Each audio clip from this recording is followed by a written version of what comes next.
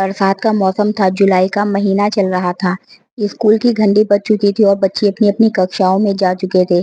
कक्षा 11 में पढ़ने वाली अनन्या अपनी सीट पर बैठी खिड़की से बाहर गिरती बारिश को देख रही थी। उसकी बड़ी-बड़ी आंखों में सपने भरे थे, पढ़ाई में अच्छी, स्वभाव में शांत और हर किसी की चहेती। उसी दिन स्कूल में एक नया लड़का आया था, आरव। लंबा कद, साधारण चेहरा और आंखों में एक अजीब सी मासूमियत।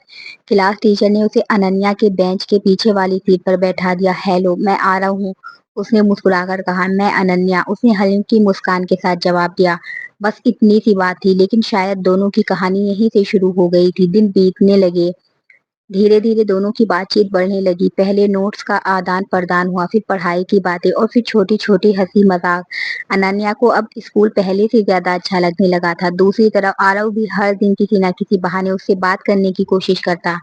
एक दिन छुट्टी के समय अचानक तेज बारिश शुरू हो गई। सभी बच्चे भागकर बसों और रिक्शों की तरफ दौड़ने लगे, लेकिन अनन्या बरामदे में खड़ी बारिश रुकने का इंतजार कर रही थी। तभी आरव उसके पास आया। चलो, मैं छोड़ देता हूँ, लेकिन बारिश बहुत तेज है। तो क्या हुआ? दोनों एक ही छाते के नीचे चलने लगे। पहली बार दोनों इतने करीब थे। बारिश की बूंदें हवा के साथ उनके चेहरों पर पड़ रही थी। अनन्या का दिल तेजी से धड़क रहा था। उसे पहली बार किसी लड़के के इतने करीब होने का एहसास हो रहा था। शायद आरव की हालत भी कुछ ऐसी ही थी। उस दिन के बाद दोनों पहले से ज्यादा करीब आने लगे। अब उनकी सुबह एक दूसरे को देखकर शुरू होती और शाम एक दूसरे के बारे में सोचते हुए खत्म होती। एक दिन आरव स्कूल नहीं आया। अनन्या का पूरा दिन बेचैनी से गुजरा। अगले दिन जब वह आया तो अनन्या ने तुरंत पूछा, कल कहाँ थे? थोड़ा बुखार था। तो बताया क्यों नहीं? आरव मुस्कुराया। इतनी चिंता? अनन्या झेप गई। उसी पल दोनों को एहसास हुआ कि ये दोस्ती शायद सिर्फ दोस्ती नहीं रही। स्कूल में वार्षिक समारोह की तैयारियां शुरू हुई। आरव को नाटक में मुख्य भूमिका मिली और अनन्या को एंकरिंग की जिम्मेदारी। एक शाम रिहर्सल खत्म होने के बाद अनन्या स्टेज से उतर रही थी कि उसका पैर फिसल गया। वह गिरने ही वाली थी, तभी किसी ने उसका हाथ पकड़ लिया। वह आरव था। कुछ पल के लिए समय जैसे थम गया। अनन्या का हाथ आरव के हाथ में था। दोनों की आंखें मिली और फिर अनन्या ने जल्दी से हाथ छुड़ा लिया, लेकिन उस एक स्पर्श ने दोनों के दिलों में हलचल मचा दी थी। उस रात दोनों देर तक सो नहीं सके। कुछ दिनों बाद स्कूल की तरफ से एक शैक्षणिक भ्रमण का आयोजन हुआ। पूरी क्लास को एक पुराने किले में ले जाया जाना था। रास्ते पर दोनों साथ बैठे रहे, कभी हंसी मजाक, कभी सपनों की बातें। किले पर पहुंचने के बाद सभी बच्चे घूमने लगे। तभी अनन्या का पैर एक पत्थर से टकरा गया और वह लड़खड़ा गई। आरव तुरंत उसकी तरफ दौड़ा। उसने उसे बैठाया, पानी दिया और उसके टकने की चिंता करने लगा। उस दिन पहली बार अनन्या ने महसूस किया कि कोई उसकी इतनी परवाह भी कर सकता है। शाम होते होते मौसम अचानक बदल गया। काले बादल छा गए और तेज बारिश शुरू हो गई। लौटते समय भीड़ में अनन्या अपनी सहेलियों से बिछड़ गई। वह घबरा गई। तभी पीछे से आवाज आई, अनन्या। उसने मुड़कर देखा। आरव था। उसे देखकर उसकी जान में जान आई। दोनों एक पुराने खंडहर की छत के नीचे खड़े हो गए। चारों तरफ सिर्फ बारिश की आवाज थी। कुछ देर की खामोशी के बाद आरव ने पूछा, अगर मैं तुम्हारी जिंदगी में कभी ना रहूं तो तुम्हें फर्क पड़ेगा? अनन्या का दिल जोर जोर से धड़कने लगा। उसने धीरे से कहा, बहुत फर्क पड़ेगा। तभी बिजली चमकी और डर के मारे अनन्या ने अनजाने में आरव का हाथ पकड़ लिया। कुछ पल के लिए दोनों खामोश रहे। वह स्पर्श अलग था, जैसे दो दिल बिना शब्दों के एक दूसरे से बात कर रहे हो।